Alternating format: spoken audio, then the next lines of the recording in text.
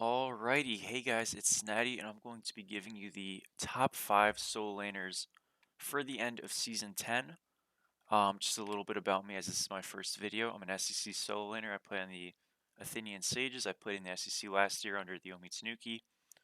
Um, and I'm a Grandmaster solo laner, so I, have a good amount of experience with this, and hoping to kind of, give you guys some direction on kind of picks to be playing for the end of the season and things to maybe, be practiced on for the future. So, my number 5 pick at the moment is going to be Thor.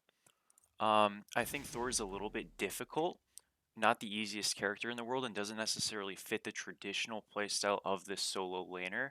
You're seeing a lot more warriors being played right now, and you might think that Thor, is a bit of a strange pick to put right here because he's not so popular. But Thor is still very, very strong. He's probably even better in the jungle right now. His lanes are generally pretty decent. I think people misplay the lanes a lot and focus on fighting when really they should just be focusing on clearing and rotating.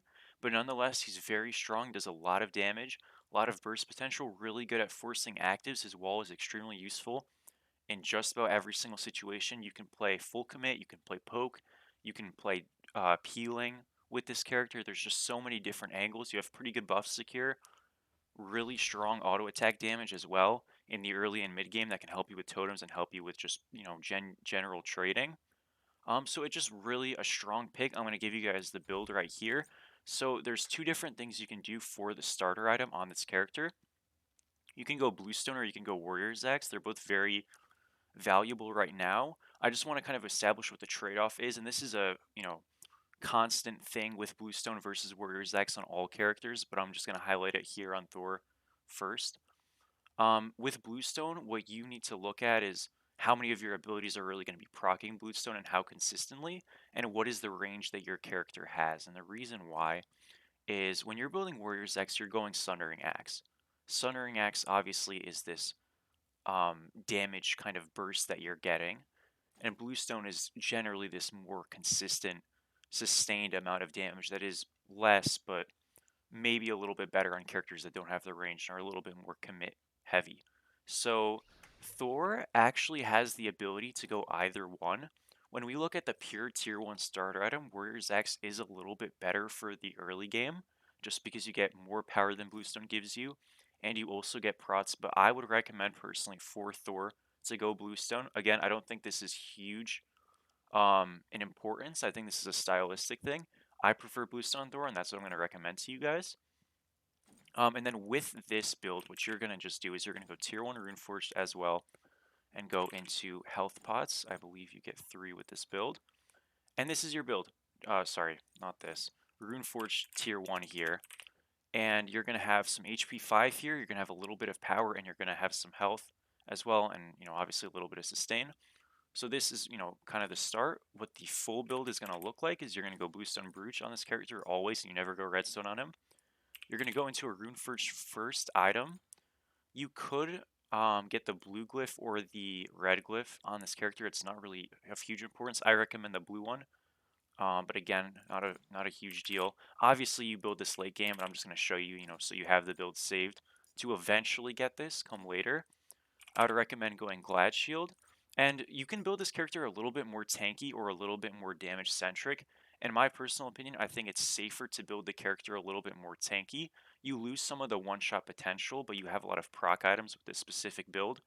And basically, if you do miss abilities, if you do get in bad spots, it's a little harder to get punished for it. So I think it's just a little more consistent of a build, and that's why I do recommend it. You're going to go into Archdruids here, and then go into Pridwin. You could go into Pridwin here, actually, and this is an important thing. If you want to go into Pridwin, I would actually not recommend getting this Runeforged upgrade, so let me actually, I can show you guys two different variations of this build, because there are two. But if you're going to go into Pridwin, which I do recommend, you would go this, and you would just go blue Pridwin right here. Whoopsies. I typed in blue. My mistake. It's called Reverend Pridwin. You'd go with that here, and then you'd finish up with the Spirit Robe. This build is proc item heavy. On the defensive side, you've got Runeforged making you do more damage, Archdruids, Glad Shield, and the Pridwin explosion from your ultimate, and obviously Brooch as well. So there's a lot of damage here. You go with this build, you're going to be capped cooldown without a 500 pot, so it's going to feel really strong.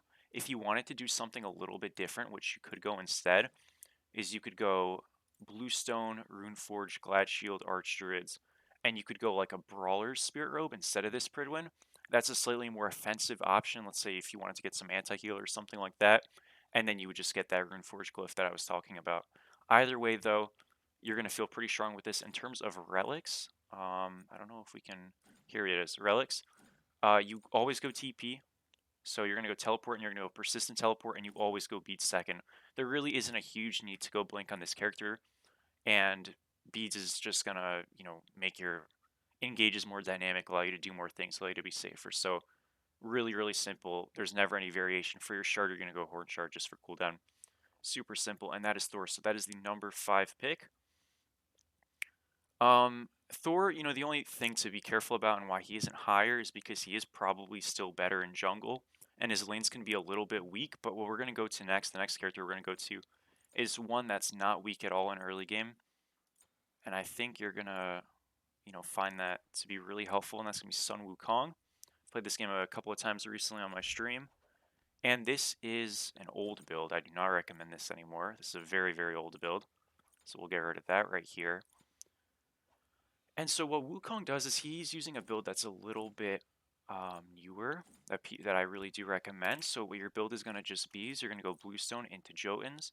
And the reason why Wukong, by the way, is number 4 on this list is he's got an amazing passive that kind of covers up for not having hybrid items in this meta and season. He's got a lot of damage. His lanes are really strong. He's extremely safe. He's hard to gank.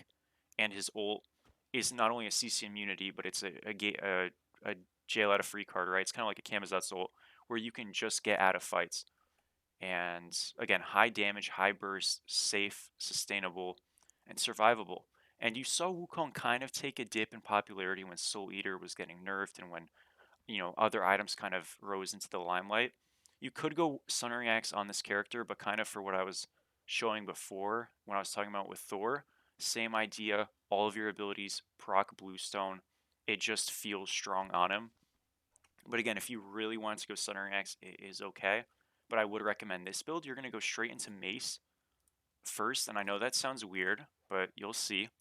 You're going to go 4 health pots with this build, and your relics are TP Blink, okay? In terms of the actual build, you're going to be going Brooch first, right? And what you're going to be building here is you're going to be building Jotun's Vigor. This is very, very important. Right when you get the gold for this, when you have just Bluestone and you have just this tier 1, you're going to get this item right away. This is extremely important. I'm going to show you guys why in just a second.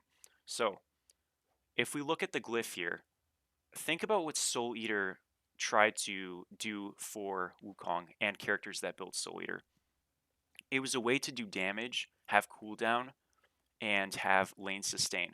What this Vigor passive is effectively doing, and if you're following around with solo lane players right now, you're probably seeing this pretty commonly, is that it's giving you effectively a Soul Eater passive for 600 gold. And this is especially powerful when you think about the stats of this item: 35 power, 10 flat pen, 20% cooldown reduction. And this, albeit it is a little bit more expensive, but you don't have the drawback that a Soul Eater would have, where it's really weak for a long time. You got to get it to 100 stacks to find its pure value. And, there's just like this huge weakness in this time where you're just weak. Where this, all of a sudden, you're just strong way faster. And so this feels really good. Again, I don't think Soul Eater is a terrible item, but the problem is it's weak for so long that you're not seeing it being built. This is a way to kind of get a fake Soul Eater, and not only to mention that you're getting movement speed and physical lifesteal ability for 8 seconds every 15 seconds when you're in this threshold. Pair this with Wukong passive, you're nearly unkillable. You do so much damage, you're super fast. Again, you have to be below 60% health, but when you're trading, that's going to happen a lot. You can just heal right back to full. So this feels really, really strong. So I recommend going this. I recommend going into a Glad Shield right here. This is just a little bit more cooldown. You're going to go into an Arch Druids right here. You could go Onis right here. The one thing with this build is, you've got a little bit of MP5 and a little bit of mana, but sometimes people like to go a little bit more earlier. So either Arch Druids or Oni Hunters is fine here. Again, it's just whatever you're feeling that game. If magical damage is a little bit more prevalent in the draft, you might even go archers before glad shields, or an onis before. But the point is, you're going these three items in an order, depending the order again depending on the damage types you're taking. And then once you have these items, this last item is very much situational. If they have a lot of crit or something like that, you might go Spectral, you might go Spirit Robe. I think the de facto answer is just to go Spirit Robe, but Spectral is totally fine. You could even go a Binding here. If they had a lot of magical damage, you could go a Pesty. If you're feeling like you can really just continue to cast and do a lot of damage, going a Brawlers is also okay. Any of those options are fine though. Again, Spirit Robe, I think if you're like uncertain or none of them feel too great, Spirit Robe is just a really simple, safe option to go. With this build, you're going to be capped cooldown, 10% over capped because the Warrior's passive, that isn't the biggest deal. I wouldn't stress about it too much, but if you really wanted to, not be over capped, you could go Binding or one of those other options and feel totally fine. Again, Wukong has really good lanes for the most part, so you don't need to worry too much about matchups. And yeah, the next character that we're going to look at is actually Chaac. And I know this one, this is our number 3 pick. I know this is probably a little bit of a surprise. You wouldn't imagine him to be too great right now. But surprisingly, he is. And the main reason why is because of this item right here, Sunnering Axe. Sunnering Axe is very, very valuable right now. And characters that can apply it consistently and well are effectively win conditions come mid and late game. And where Warriors have always struggled, especially this season, is their late game impact. And Chaac, all of a sudden, who's always kind of been considered a weaker late game character, got some buffs earlier this season with some power scaling, which doesn't seem, super significant. Had some buffs to his second ability last season, didn't seem super significant at the time, but he's very slowly crept up to be a very, very strong pick, especially right now. And I'm going to show you guys the build to do that, but what your start is going to be is you're going to go Warriors Axe, you're going to go into Tier 1 Phalanx. You could also go the Jotun's build on this character, and it is fine, and you would just rush Vigor. The only thing is, again, when you're building that build, it's a little bit riskier. If you want to do a Jotun's build, just copy the Wukong build with Warriors X instead of Bluestone that I mentioned earlier. But I'm going to show you guys the safest Chaac build and one that I personally recommend because I think it's extremely easy to lane with and you literally can't die. So you're going to go Warriors X, Round Shield, 4 health pots, and your first item obviously will be Sunnering Axe come late game. You're going to go Sunnering Axe, you're going to go into Phalanx here. What Phalanx is going to give you is a lot of prots.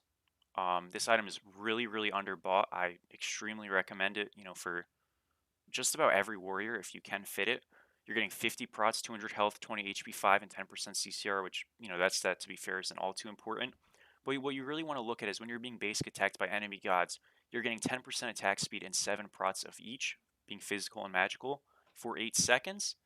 And you can't gain more than 1 stack per second, but you get a max of 3 stacks. So when you come into team fights and when you're in the laning phase, you're effectively having 71 physical protections, 200 health, 20 HP 5, 21 magical protections, 10% crowd control reduction, and 20 what else was it? And 30% attack speed. That's what it was. So you're just going to be super tanky. When you have this build at the time, just these 2 items alone, and I want to be clear, God Builder does not show the Phalanx extra prots, but you're probably going to be 7 or 8.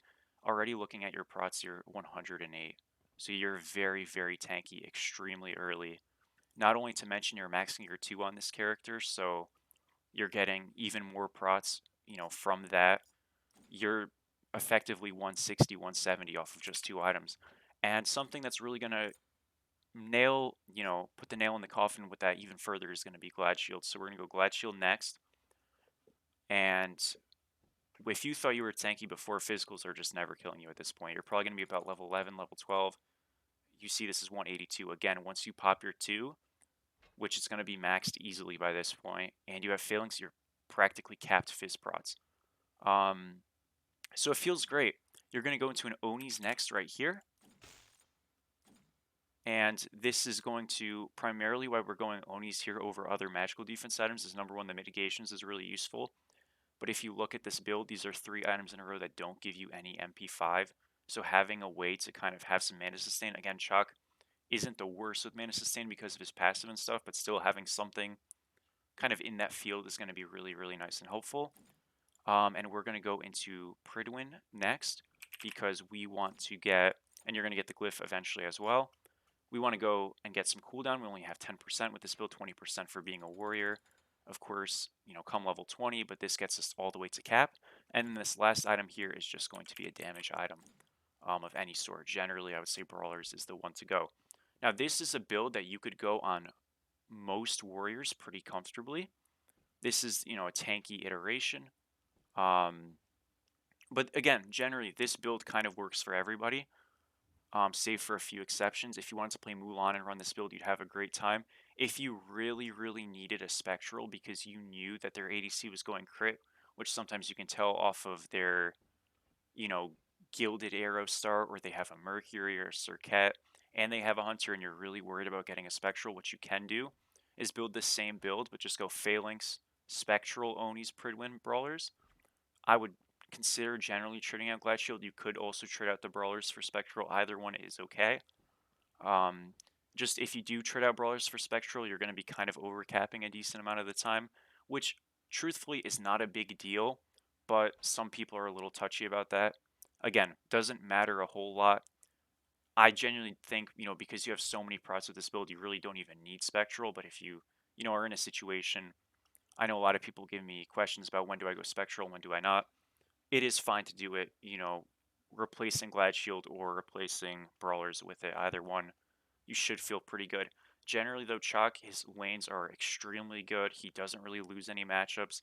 The only thing that's a little dodgy on him is his secure, but you max your 2, and you can just outfight everybody just about, and you're just extremely safe. Really, really solid pick. And again, come late game, you have Sundering Axe, and you just throw out your first ability, and you can just poke down frontliners, backliners, whoever it might be, and force people out, gain positioning, gain ward prio, get fire giant super easily. Not only to mention his 1-3 is just this huge slowing circle of attack speed reduction as well. You have an ult that gives you mids. It's just a really, really strong character. Definitely recommend. Is going to come into that number 3rd spot. Now, for our next two, I want you guys to think about like in terms of tiers. Our 5th pick, Thor, I would say is like a strong solo. I think Wukong is slightly above at like a very strong, and I think Chaac is also at that very strong.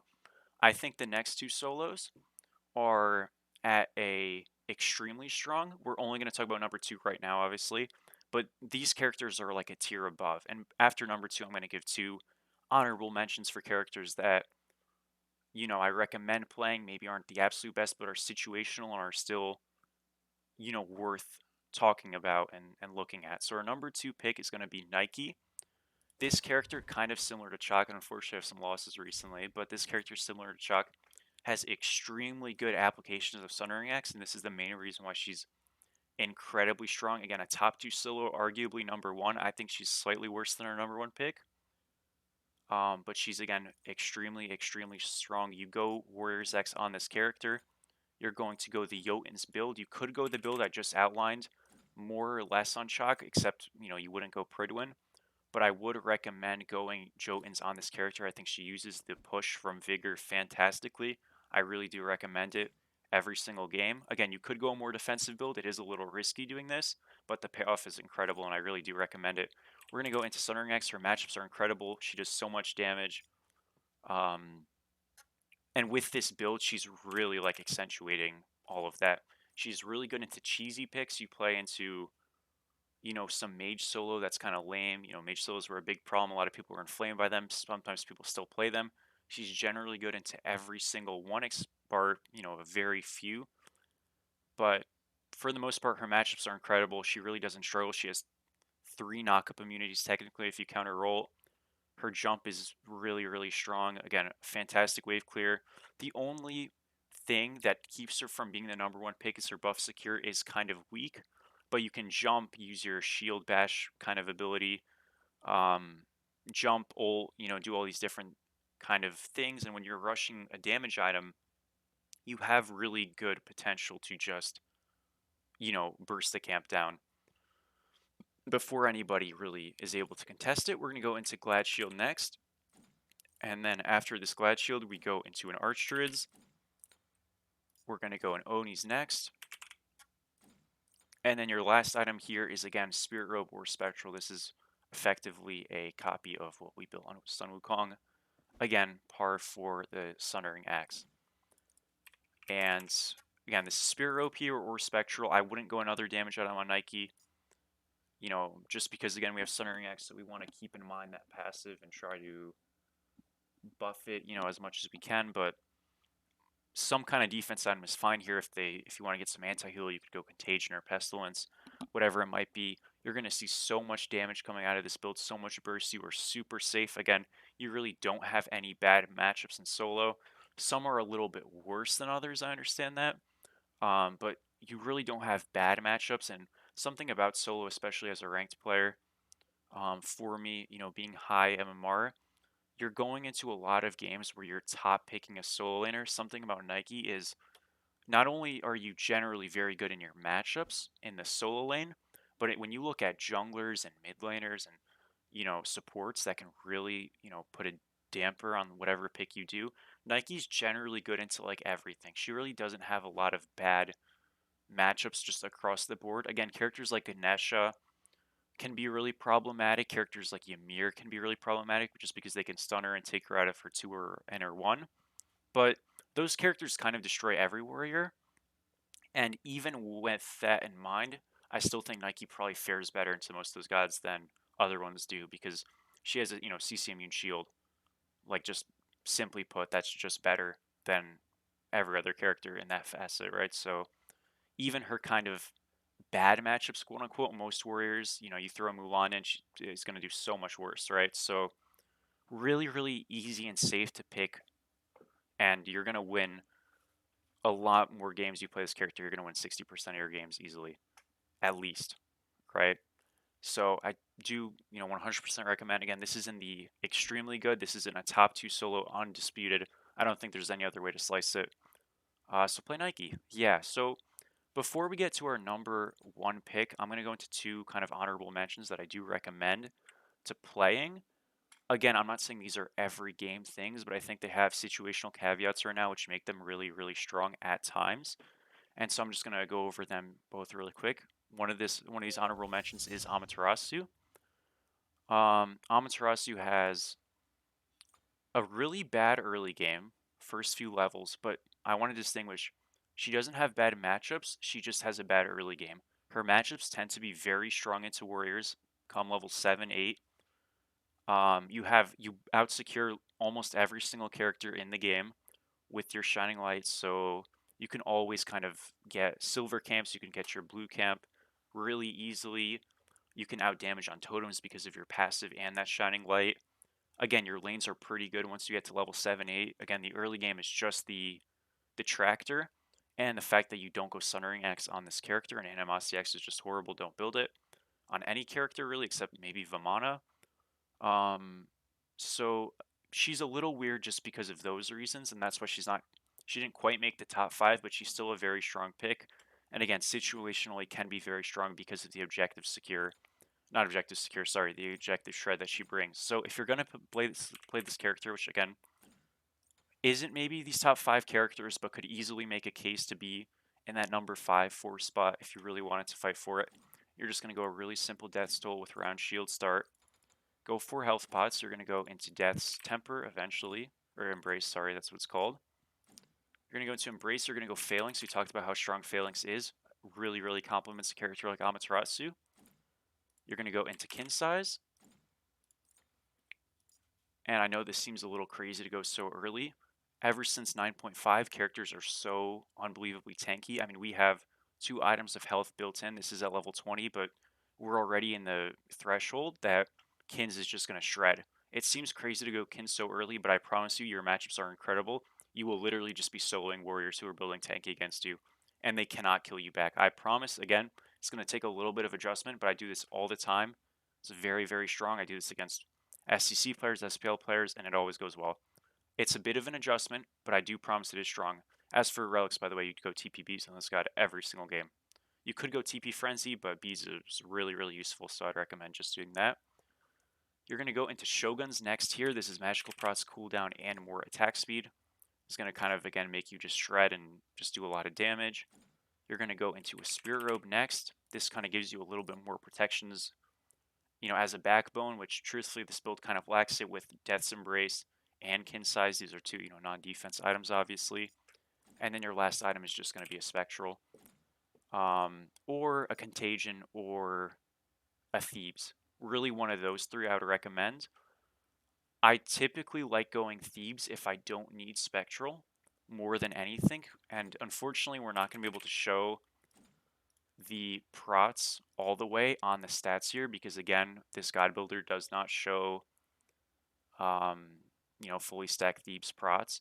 But when you're building this kind of damage approach, having something like Thebes to round out and kind of cover up the fact that you have a Death's Toll and a Kin Size feels really great. Again, it's a bit of an adjustment. You kind of need to rely on your teammates a little bit, which, can go up and down. But generally speaking, you're grouped up with your team at this point. It should be pretty easy for you to get these stacks. So I do really recommend that. But again, most likely people are going crit, so Spectral's just the way to go more often than not. But again, if they have a pen build, they have a magical solo laner, or I'm sorry, magical ADC or something like that, Thebes is definitely something you should think about. The other kind of honorable mention pick, and I hate to say it because I hate this god, but it is Hades. And Hades is a little strange. The reason why I put Hades as the other honorable mention is something that's been extremely prevalent and important in solo this season is your buff secure and just your pressure. This character is fantastic on totems, fantastic on getting bastions. He really, literally cannot get out secured. He even out secures Amaterasu. Obviously out secures Wukong and Chaac and all those other characters I mentioned. He has a couple of bad matchups, I guess, but I really struggle to even say that. Thor can be pretty decent into Hades, but a good Hades, and again, the threshold to play this character is not very, very high. He just will win lanes, and that's a big deal in and of itself. I think he was really, really, really strong earlier this season, and there were some stylistic changes to the map. A big thing when other mage solos became strong, Hades kind of struggled into them, but now that those other mage solos are kind of out of the limelight, he is very much an underrated pick right now. He's very strong because, again, his decline was largely because of magical solos being good. And even though Warriors X is really strong and, physicals are generally the king of the role, this character absolutely can still make a killing, especially when he is extremely strong into Nike and he's also very good into our number one pick, which we'll talk about. But even then, he really doesn't have bad lanes. So this is a counter pick to some extent into a Nike and our number one pick, which we'll get into in a second. But just so much pressure, so much damage. He feels really good. For your starter, you have two different options. You could go Sands of Time or you could go Tainted. I think the general better one is Tainted, just because it's the same amount of power as Sands. Sure, it doesn't have the passive, but you have 15 prots of each as well in this. This is really, really dynamic and just a powerful item. Would tend to recommend going Tainted. You're going to go Tier 1 Book. This is a pretty traditional build. I'm sure you guys have all seen this a million times, but I'll still go over it. And then you're just going to get some health potions. You could get a multi. It doesn't matter. I mean, it's Hades. You're not losing a lane, right? So super simple. You're going to go Blink Beads on this character or Beads Blink, depending on what you feel like you need. Now, as for the Tainted starter item that you're going to be going, it's honestly completely dependent on the damage amounts you're taking. Obviously, this Tainted Breastplate is more direct anti-heal, where this one's less direct anti-heal, but you're stealing some health. Generally speaking, I think you're going Tainted Breastplate because crit characters can be a big problem and you're not going to get a Spectral in this build most likely, but maybe you will. Again, this is very much just dependent on what you're feeling that specific game, which damage type is doing more damage. If the magicals are hitting you harder, you don't go this, right? If the physicals are hitting you harder, you're going this. But we're going to go into Book of Thoth. I don't think Book of Thoth is going to be fully stacked on this either. It's definitely not, so you're not seeing the true benefits of this build, but the point still stands. You're going Book of Thoth. You're going to go... You have a couple of options here, but I would generally recommend going Breastplate and this Glyph. This just makes your lane very easy, to simply put it. which it didn't need a lot of help doing. At this point, you're probably gonna be like level like 14, 13.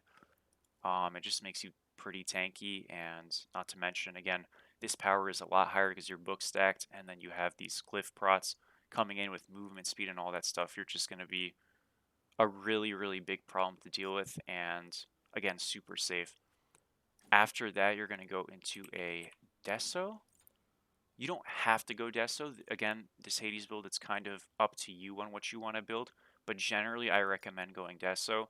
This is just a little bit more cooldown with this 20% cooldown from Breastplate. Again, mages don't have warrior passives in terms of getting additional cooldown just for being, a mage. I think sometimes people forget that when they're playing solo on these characters. So this is a way to get a little bit more cooldown, get you to 30%, which with the 500 pot you'll be cap, or obviously the blue buff with the blue mask. And then your last two items, you can build this in either order. I tend to recommend going Onis first. This is just, again, magical prots kind of rounds out your build a little bit more, and then you just go Apollonomicon last. Again, you could go this Apollonomicon earlier. You could go it right after Deso, or even right before Deso. You could go Deso, Poly, Onis. The order of these last three don't really matter. I just recommend getting all three of them. It just comes in together really strong. You are a mage. You have to understand that you're not going to be as tanky as these warriors. So I know these numbers look a little bit bad, but I want you to remember you have a lot of bursts with this build. Your magical power is a lot higher than this because book is, not showing here. And not only that, you're okay to be building a little bit more damage on this character because of his ult. You're getting 160 prots of each, which, when we look at this build, at 100, you're capped. Like, to simply put, you're just capped. And with magicals, you're almost capped. And if you went the other tainted, you'd be capped magicals and whatnot. You're around to support your capped. So in your ult, you're capped prots. Who cares, right? And then on top of that, your ult's also giving you 10% reduced damage taken or mitigation. Yeah, damage mitigation, right? So, it's just ridiculous. You're not worried about the, you know, lack of protections. Now, obviously, you can get picked and stuff when you're not in your ult, and there's some difficulty to that, but really, you're not having an issue with this character. He's super strong. His lanes are good. You're going to be ahead. When you're ahead, like, there's nothing that's going to stop you for the most part. So even though he's a little cheesy and I don't love the character, he is very good, and I can't deny that. Um, and one of the characters he's really good into, along with Nike, who's our number two, is our number one pick. And I'm sure it's really obvious, but it's just going to be Achilles. This character is super strong. This is a build I was showing on stream. This build's fine, but I'm not going to be showing this build directly. This build that I have here, though, is totally fine. The reason why Achilles is so good is, again, for the same reason as Nike. He uses Sundering Axe extremely well. He has virtually zero bad lanes. He's kind of iffy into Hades. Not as bad as Nike is. But besides that, I really can't think of a bad lane. He can struggle a little bit into a Sun Wukong,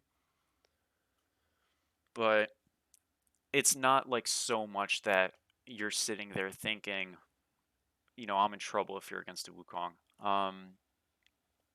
He is a little bit riskier to pick first pick than a Nike could be, just because there are a couple more character counters. Like I think a Ganesha or a Ares, for example, would be a little bit more disturbing to an Achilles than per se a Nike would be. But even then, I think the payoff of this character is so unbelievably strong that it dwarfs literally every warrior. And again, Nike's the only one that's close, but I still think this character edges Nike out just a little bit for a couple of reasons. Number one, the passive on this character is absurd. You get damage and movement speed early game, then you can switch that to health and double prots. It's a full item effectively. So that's absurd. You have an execute that's a 35% execute. Again, you're not seeing that from a tank character normally. And you also have really good buff secure with stuns and using your dashes and stuff like that. You can actually secure buffs really simply and easily, which Nike can struggle a little bit with. So for those reasons, I think he's a little bit better. Again, if you think Nike's number one, that's fine. Um, as for the build, and I didn't really, I wasn't really talking about recipes this game. On every character, I was to go bow, except for Ama, which you'd go gooseberries on, but the other characters, Thor, Wukong, Chaac, Nike, and Hades, you all go bow on them. But Ama and Achilles, you go gooseberries. You can go bow on this character. It is okay. But the gooseberries is really just going to make your clear feel a little bit more comfortable. It's also going to let you clear faster and rotate faster. That's the only semi-awkward part about Achilles is his clear can be a little bit lackluster, but I say that and it really isn't that bad, especially with the build I'm about to show you. This build right here that's already pre-built, this was a build that I was showing someone on stream when they said they wanted like a safe Achilles build. Again, you don't have to go this build. This build right here is the pure quintessential tank build that I showcased, I believe, earlier in this stream or in this video. It's very strong, very safe. You're unkillable. Can totally feel fine with it. This is effectively the build we went on Chaac, except there's no Pridwin because Pridwin doesn't feel good on this character. It just doesn't really sync with the ult. It pops after your ult's finished. It just feels weird. Don't recommend it at all. Don't go Pridwin on this god. But again, you're super tanky with this build. You're safe. It's great. However, Achilles is a lane bully character. And while with this build you are going to be a lane bully because you can't die and you can just continuously hit someone, there's a build that's a little bit more riskier that's going to let you bully them a little bit easier, and I generally recommend. I'm not saying every single game. If you know you're going to get camped, if you know your jungler is going to hard play through duo, something like that, you might just want to build this build because it's a little bit safer. However, if you want to do the slightly riskier option that has a lot more payout, it is a simple one item switch into Jotuns. Like we were talking about before, you are just going to body every single lane. If you can get this item and you're not like behind, you are just going to destroy. Again, the only problem with this build is you are a little bit weak until you get this glyph. Once you get this glyph, you are going to destroy. So just get the glyph and you'll be fine. You might have to play a little bit safer, a little bit weaker early, but again, you're so covered up in the same way Nike is. You're so covered up by the fact that your character is just better than other characters, especially in the early game, that it's really not a big concern. And with this build, you're going to feel great. You might notice there's no Spectral in this build. Hunters are scary. Mercury can be scary. The thing you trade out in this build is you could trade out like Glad Shield. You could trade out Arch Druids. Um, it's not a huge deal. Again, I don't even think you need Spectral too badly on this character. All you're going to be doing late game is just consistently throwing your one out. It's so strong with proccing Sundering Axe. You're going to be getting it through walls. Consistent, easy poke. You're going to force frontliners back. You're going to force backliners back. Whoever it might be, and then you just execute people. It's super simple. It's so cookie cutter. There's really no way to mess it up. And I mean, this pick should be like pick banned really every single game if you're a solo laner. That being said, obviously you might not want to do that, but this is the best pick. Again, really no bad lanes. Hades can do well into it, and that was a big reason why I put Hades as an honorable mention. He's pretty good into Achilles and Nike. But besides that, like, you're feeling pretty fine as Achilles. You can play Wukong, like I said, and have a decent time into it. But generally speaking, Achilles is just going to beat other gods. There are other lane bullies in this game, like Surtur, for example. But Surtur doesn't have nearly the kind of dynamic like effect that this character or Nike has come late game. So not only is he a lane bully like Chaac is, but he's even more valuable than a Chaac is.